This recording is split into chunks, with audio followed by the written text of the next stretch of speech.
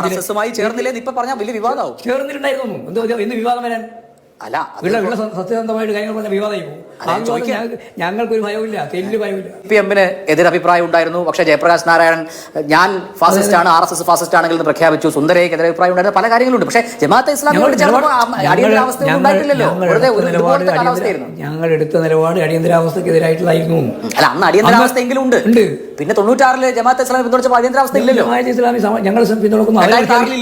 അവര് പറയുന്ന കാര്യമല്ലേ നിങ്ങൾ പറയുന്നത്? അല്ല, പൊതുവെ അതായത് ജമാഅത്തെ ഇസ്ലാമി പല സ്ഥലത്ത് വരുന്ന നിലപാട്, ഒരു മണ്ഡലത്തിൽ ഞാൻ എന്നെ പിന്തുണക്കുന്നു പറയും, ഓരോ സ്ഥലത്ത് സണ്ണീനെ പിന്തുണക്കുന്നു പറയും, ഓരോ സ്ഥലത്ത് ഓരോ നിലപാട് സ്വീകരിച്ചു പോവാ. ആ നിലപാടിനോട് ഞങ്ങൾക്ക് എന്താ രാഷ്ട്രീയ നിലപാട്? LDF-നെ മാത്രമായി പിന്തുണച്ചിട്ടുണ്ട് 2006. എവിടെ? അങ്ങനെ ഞാൻ ഇതാ പറഞ്ഞത്. അവർ രാഷ്ട്രീയ നിലപാട് അടിസ്ഥാനപ്പെടുത്തിയിട്ട് ഇടതുപക്ഷ ജനാധിപത്യങ്ങളുടെ ഭാഗമായിട്ട് ഒരിക്കലും ഒന്നില്ല. അപ്പൊ ജമാഅത്തെ ഇസ്ലാമിയോട് പ്രശ്നമാണ്, PDP ആയിട്ട് പ്രശ്നം ഇല്ല. PDP ആയിട്ട് ഒരു പ്രശ്നമില്ല. അതെന്താ? PDP എന്താ? ഞങ്ങൾ ഈ ലോകത്തെ മുഴുവൻ ഇസ്ലാം രാഷ്ട്രങ്ങൾ നടക്കുക. ഇപ്പം PDP ഇസ്ലാമിക സേവാ സംഘം രൂപീകരിച്ച ആളാണ് അബ്ദുൽ നാസർ മദനി. ആ രൂപീകരിച്ച ഘട്ടത്തിൽ ഞങ്ങൾ എടുത്തിട്ടുണ്ട്. ആ നിലപാട് മാറിയപ്പോ മാറ്റി.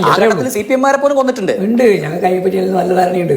പക്ഷേ ഇപ്പോ PDP ആ നിലപാട് സ്വീകരിക്കുന്നില്ല എന്ന് അവരും ഈ രാജ്യവും എല്ലാവർക്കും അറിയാം. ജമാഅത്തെ ഇസ്ലാമി മാത്രം അറിയുന്നില്ല, സ്വീകരിക്കുന്നില്ല എന്ന് പറഞ്ഞ കാര്യമില്ല. അവരുടെ നിലപാട് മുഴുവൻ എടുത്ത് പരിശോധിച്ച് നോക്കണം. അല്ലാണ്ട് ഒരാൾ പ്രഖ്യാപിക്കുന്നതുകൊണ്ട് മാത്രമല്ല കാര്യം.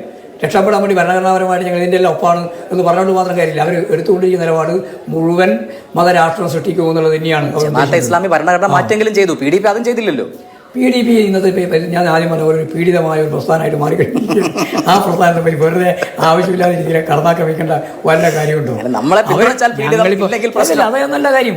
വളരെ വ്യക്തമാണ്. നിങ്ങൾക്ക് അത് മനസ്സിലാവായിട്ടൊന്നുമല്ല. മനസ്സിലായിട്ട് വെറുതെ PDP അതുപോലെ തന്നെ ഈ ജമാഅത്തെ ഇസ്ലാമും ഒന്നാണെന്ന് പറയാൻ ശ്രമിച്ചുകൊണ്ടിരിക്കുകയാണ്.